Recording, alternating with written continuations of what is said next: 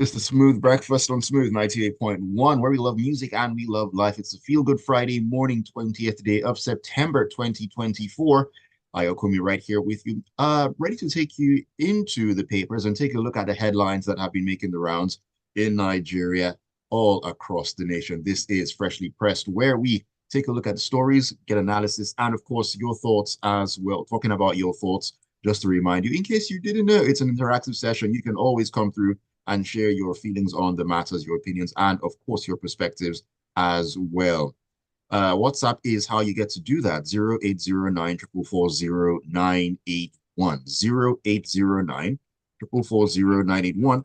That is the WhatsApp number. We're also streaming live on YouTube. You can find us at Smooth 981 FM Lagos. I beg your pardon, Smooth 981 FM Lagos. That is how you get to be a part of the show this morning.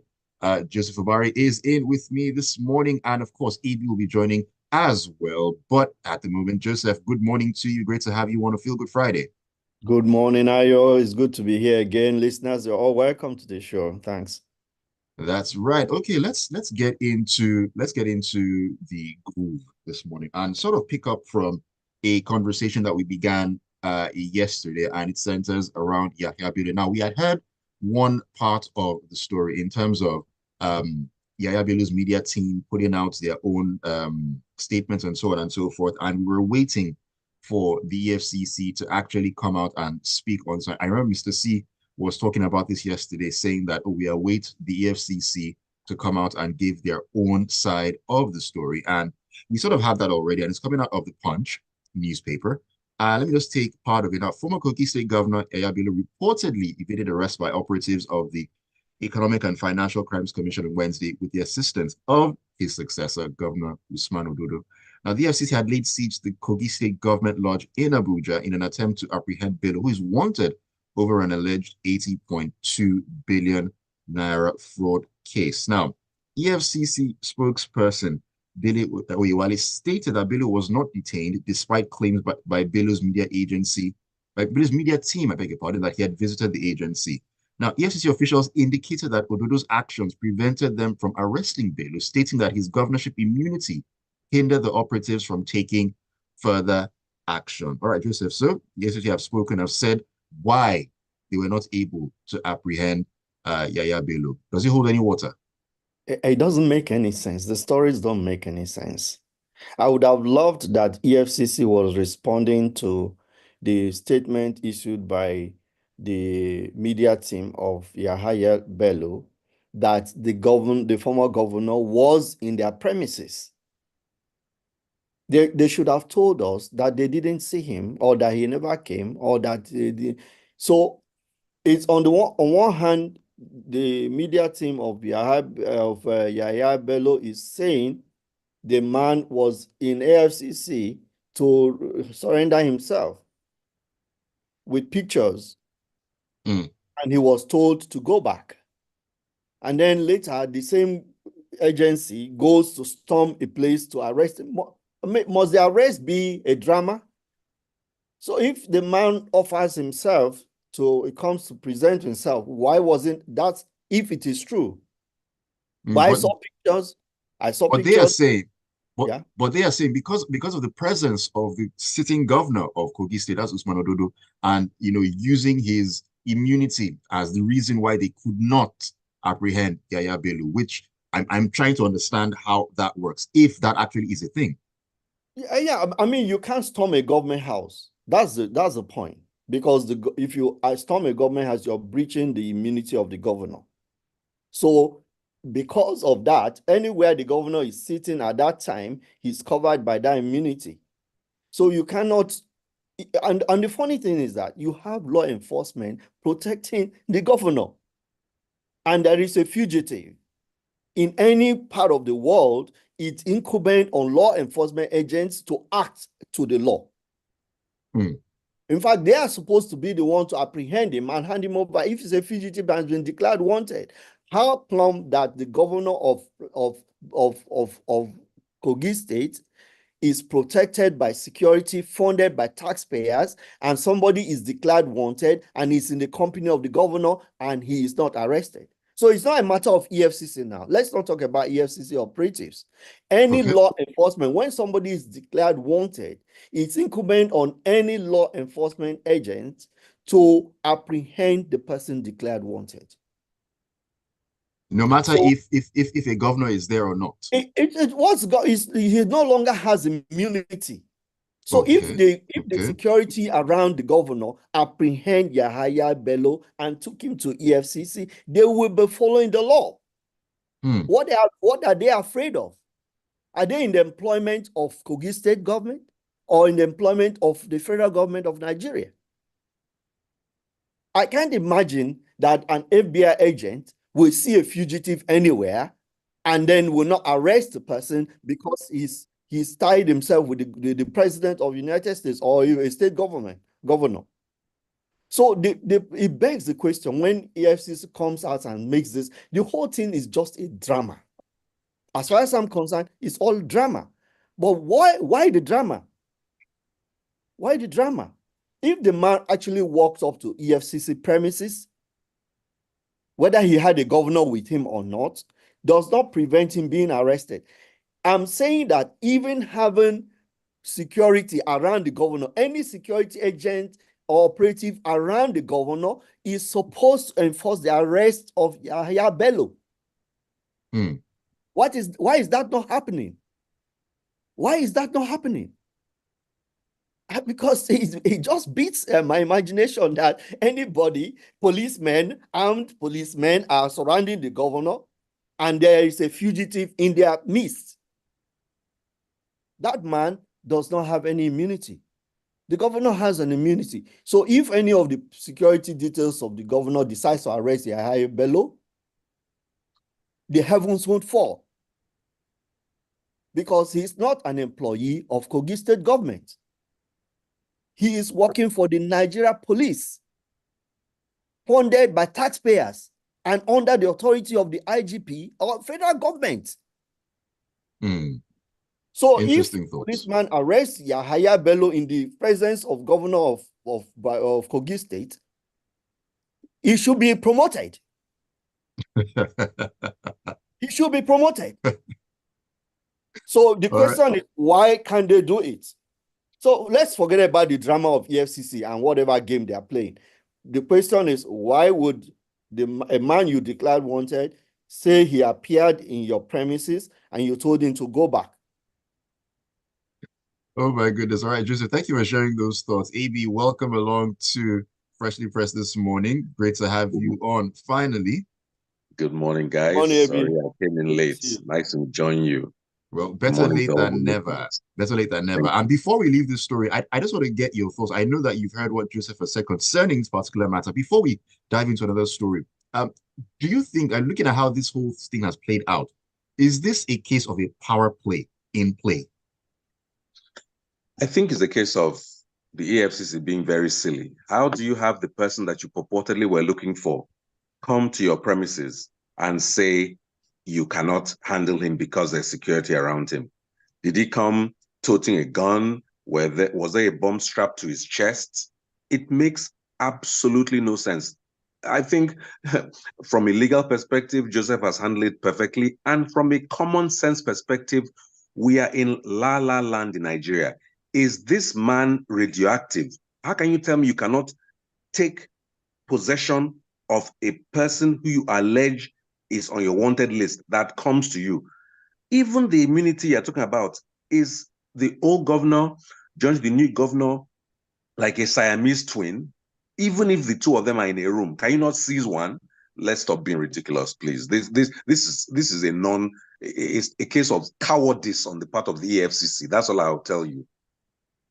All right. So, AB, I'm going to stay with you right now. Let's take a look at the story coming out of the Punch. We're talking about petroleum matters. I mean, it's a thing in Nigeria at the moment. So, domestic crude oil refiners and officials at the Dangote Petroleum Refinery have kicked against the commencement of the importation of premium motor spirit, aka petrol, by major oil marketers in Nigeria. Now, oil refiners allege that some imported fuels were of low quality when compared with the ones produced by the Dangote refinery, a position that was reiterated by officials of the plant. Now, the Punch had on Wednesday reported that three major oil marketers were expecting vessels of imported petrol this week, barring any unforeseen circumstances. Now, dealers said about 141 million liters of PMS are being conveyed to Nigeria by oil vessels following the full deregulation of the downstream oil sector by the federal government. AB, I'll let you take it from here. So that last sentence says it all.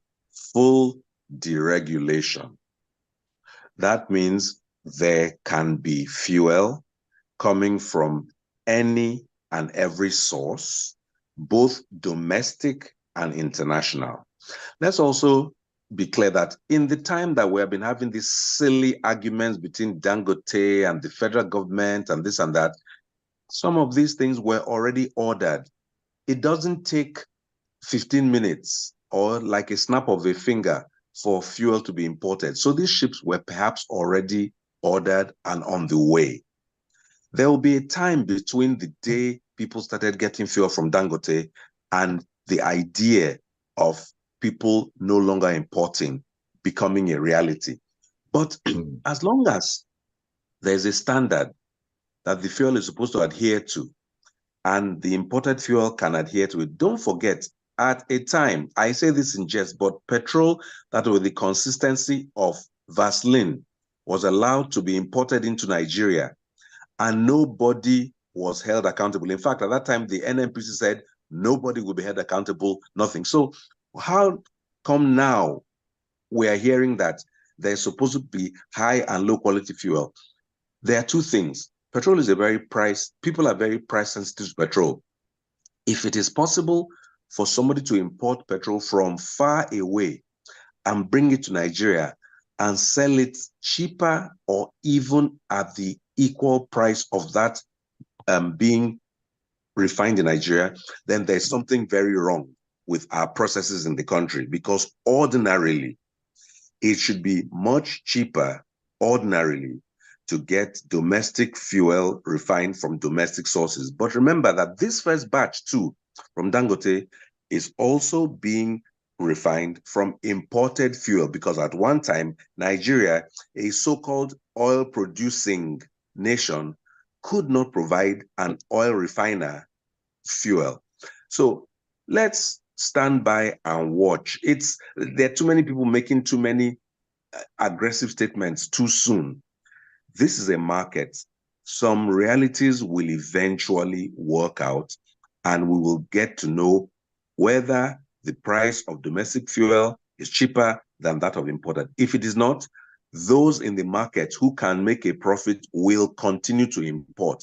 At the end of the day, it will be up to our people to be the ones to just telling me that fuel is poor quality. If it enters my car and my generator and it works, I'm afraid you have no point. Yes, you might say it causes more pollution. At the end of the day, my pocket is where I don't want to have things affecting me. So we are in the very early part of this whole fuel importation and refining market. I think it's going to take anything up to 30 to 60 to even 90 days for certain trends to emerge. People should stand by.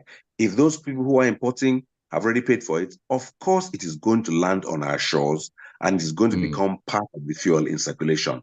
Stop jumping the gun. All right, thank you for that, AB. We need to take a quick break right now. When we come back in, we'll continue on the conversation on Freshly Pressed this beautiful Friday morning on Smooth 98.1. Don't go anywhere.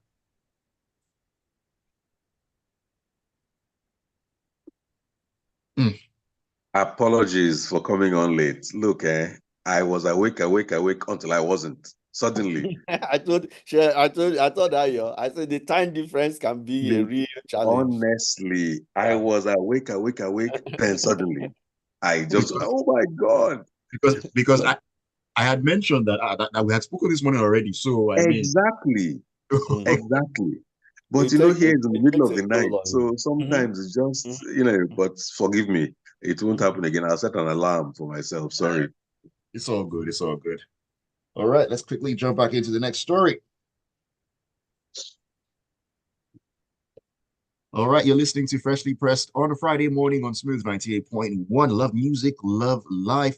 Ayokunmi here. Alongside me are my analysts for the morning, Joseph Obari and AB Bozimo as well. We are taking a look at the stories that are making the rounds. And hey, so many things having Nigerians talking this morning, NNPC, Yaya Bello, so much on the table and so much more to come. Before I dive into my next story, let me just take a couple of the messages coming in. They are already beginning to line up on my screen here. Let me see. This one says, Optim says, law enforcement loves drama, especially airport scenes.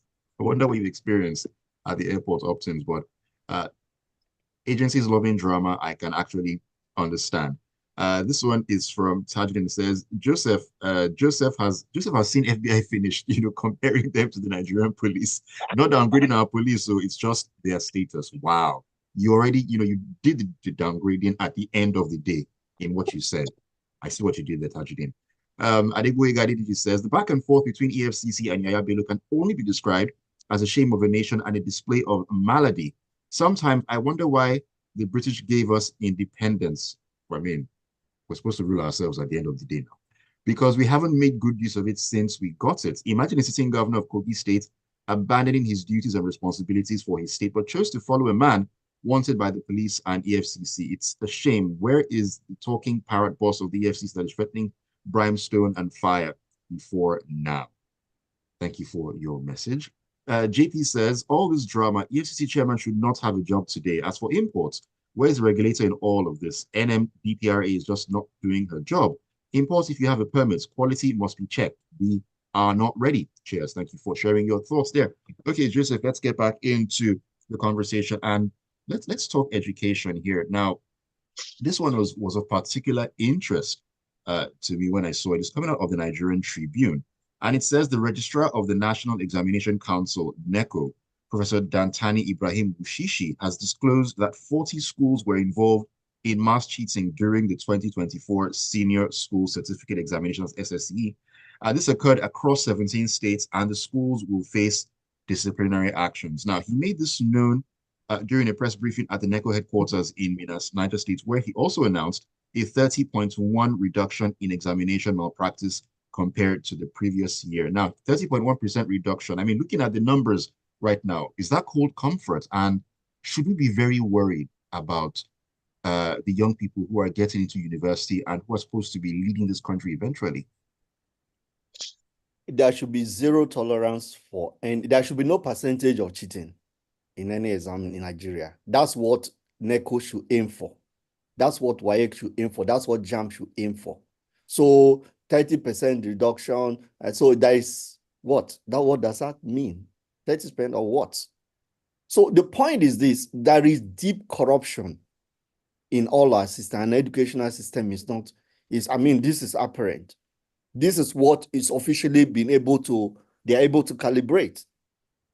We're talking about suspension of 21 supervisors. States who are in 12 states were recommended. Then some people were found guilty of poor supervision. Some supervisors even absconded. They left their duty. Some of them aided. So that's how deep this corruption is. This is a country where we know parents who help their children to cheat in national examinations. So it is deeper than this. And just coming up and really throwing figures at us is not the solution. So I would like to know who are these schools? Shame and name, name and shame rather. Name and shame these schools. Let's know which schools are doing this. 17 states, where are they? What are these states? Where are they? And why are they being shielded? Why are you not telling us what schools they were? What area, what's the geographical spread of the schools and so on. We need a lot more than this, So he talked about extortion by invigilators. He talked about drunkenness. He talked about negligence. That's for those supervising the candidates. So it's not just the candidates themselves, but it's a system that is sick. And then you come out and tell, there is 30% reduction. We should have 100% reduction in cheating. Mm-hmm. That's what NECO should tell us. That is zero, where we've taken care of every loophole that creates opportunity for candidates to cheat. We've taken care of that. That's what we want to hear. So you say we're supposed to celebrate 30% reduction, right? We are supposed to celebrate it and pop champagne. Interesting thoughts. AB, I mean, what does this bode for the future of Nigeria? For those who were not caught, who might now go to a higher level and study courses and end up becoming your Doctor. service provider tomorrow, yes. Your doctor, you are lying down on an operation table, and somebody who could not muster the knowledge to pass the exam somehow goes through the system. Out of the 70 that were in court, because only 30% reduced, so 70% they get through, and they're now holding a knife and looking at you and wondering what to do. That is the ultimate consequence. As Joseph said, I know the thing is that now there's so much better technology. I've heard so many things about, thumbprint biometrics. It should be possible to ensure, even when you submit certain essays online, they're able to scan them and see whether people have done plagiarism. It should be possible, much better, to check whether an entire set of students in a place, when there are patterns, they should be easily detectable. So we should be able to reduce cheating to zero, truly. But the consequences are dire for us as a society. There's obviously an infrastructure dedicated to helping children cheat, starting with some parents, some lecturers, some schools, and of course, students willing to cheat. Unfortunately, there's some students in those places too that prepared, but because the whole school has been wiped out, those students are also suffering. It's very sad. All right, let me take messages before we take another story here. Tony from Ikeja says, with all these one is hearing about the Nigerian democracy, it now makes sense why some analysts opted to respect their mental health. Maybe today, by Nonuga tomorrow, or Yaya Bello. What's all these? What's all these indeed? Let me see here. This is Yomi. Yomi says the EFCC owes Nigerians an explanation as to why no interrogation or detention was carried out in this case. Well, they gave their reason, even though for some it's not really tenable. Could there have been some unseen influence at play? Hashtag voodoo. Your guess is as good as mine. More importantly, I would like to call upon all media houses to prioritize on a daily basis the conversation around why the NNPC must commit to reviving our refineries. We should be asking why they seem more inclined to act as distributors for Dangote rather than focusing on improving national refining capacity. Let's all keep this vital discussion active for the next 100 days. Aya from Mamu says, please, since when has fuel become low quality and high? Were you here in 2022? Before Dangote refinery, what quality were we using? Was it not imported? Let more people bring in fuel so the price can go down. No room for monopoly. Yes, let them bring in fuel. Let them bring in fuel that will not knock our engines is the key thing right here. Cruz says, zero tolerance in cheating can only be accomplished by the law taking action. Why name and shame? Prosecute, please. Persons, organizations, agencies, all of them, pack and prosecute. You need to see the quality of undergraduates and graduates these days. Thank you for that. All right, let's get back in, AB, and head to the Guardian. And let's talk about the Lagdo Dam. It's in the news once again.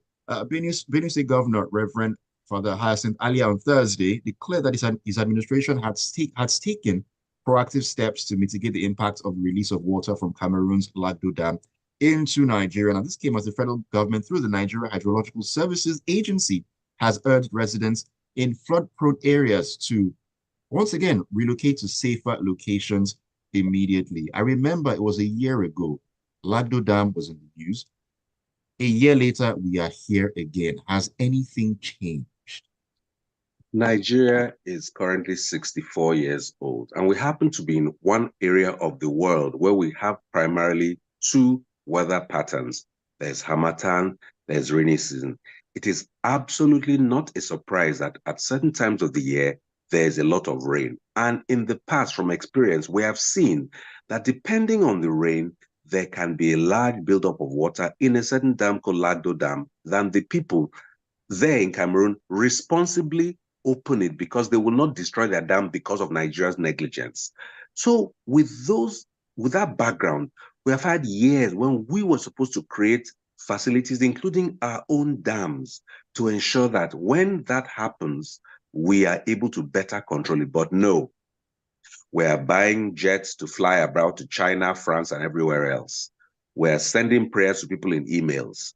We simply fail to prioritize. Now, the governor is saying that people should get up and relocate to higher areas. For goodness sake, when the place was dry, why were you not ensuring that they were properly? We have this knee-jerk reaction to things. It is an improper and inefficient way to deal with any problem. It comes down also to our planning. How do we have a situation where people are able to settle in these low-lying areas? How come we have not learned and said, okay, these areas should be marked unsafe for human habitation because there's a tendency for destruction when waters come? And then how are we handling? You just tell people to get up and move. Move where? With what means? What facility have you provided for them in the so-called higher lying areas? I think we have to stop this knee-jerk, lazy approach to dealing with this disaster. It is not necessarily impossible to predict, but it is possible to manage better. And the governor is just claiming he's doing it, but this water is now rolling down. We will soon know whether these governor's claims actually are worth the paper they are printed on in the paper, because the misery we see happening to people in this country when these floods come is very, very unacceptable and unfortunate. We have to do better planning of our areas. We have to do better preparation for natural disasters like this. As I say, the number one natural disaster of Nigeria, unfortunately, is the leadership. If we had better leadership, Nigerians wouldn't go through a lot of what we go through. All right, Joseph, just get your thoughts in about 30 seconds on this particular story here before we take messages around up. Now the point is that I'm still looking at it from the journalistic point of view. This journalist spoke to the governor when he came out from seeing the president, and they could not ask him, drill down for him to say what specifically he is doing to avert this calamity.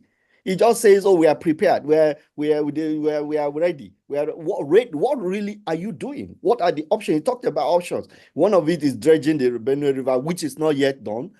So what specific, how prepared are you? What are the materials you've got? What do you have? And the journalist, I don't understand what journalism is today. Well, you can't ask a governor questions. What exactly do you have on ground to settle this? And then this is just Benue. What about the other states? We've not heard from other governors. True story. Thank you for that, Joseph. Let me take messages as we round up the conversation.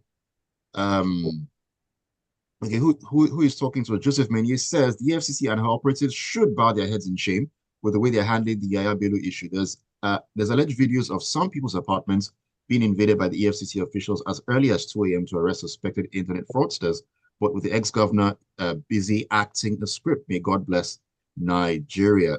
This is from Anonymous, and he says, Joseph and AB don't seem to want to give any grace of some sort. 30% should be seen as a start, at least. I guess that's concerning the story of Neko.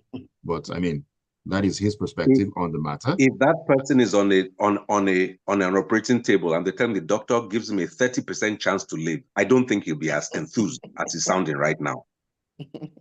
Tunji says, I lost sympathy for Dangote refinery when they could not stand by the people by telling us the price of petrol to help check the corruption of NNPC in their dealings. Ajayi Olonilua says, but how is it possible that someone is still importing PMS when a local refinery is already in full production? And is it from the depleted foreign reserve that the foreign exchange will be sourced for these importations? Something is definitely wrong with the managers of our economy. Well, I mean, there are other oil marketers. They also need to make a living one way or another. So that is the situation. And in any case, I don't even think the refinery has enough supply for everyone out there right now. So that also needs to be factored in. Tony from Marine Beach says, EFCC told Yaya Bello to go and change clothes and get enough water because he'll be detained, but he refused to come back. That's the reason for the confusion. Says Nigeria is a comedy. As for this fuel issue, it's clear to all Nigerians now that the government is taking the masses for a ride, but I'm very sure the deceit has a short lifespan. And Tajuddin says, I guess Yaya is chosen at Tajuddin, please don't put me in trouble. I think this is from Deji. He says the EFCC should have detained Yaya Bello and order the governor to leave immediately. The process was abused in him coming to the commission. Process should be adjusted to arrest him and order the other one out of the EFCC premises. All right, we need to go this morning. Thank you all so much for your messages. And thank you, Joseph and AB, for joining me. It's been a great Always a week and looking pleasure. forward to a great weekend. Always a pleasure. Thank you, guys. Have a great weekend. Happy Friday to you. All right. Have a good one. Bye now. All right, then. Take it easy and have a great weekend. All right, Lagos, keep it tuned to your Love Music, Love Life station, Smooth 98.1. We're going to take a trip into the locker room at 8:15 and talk sports. Anahola.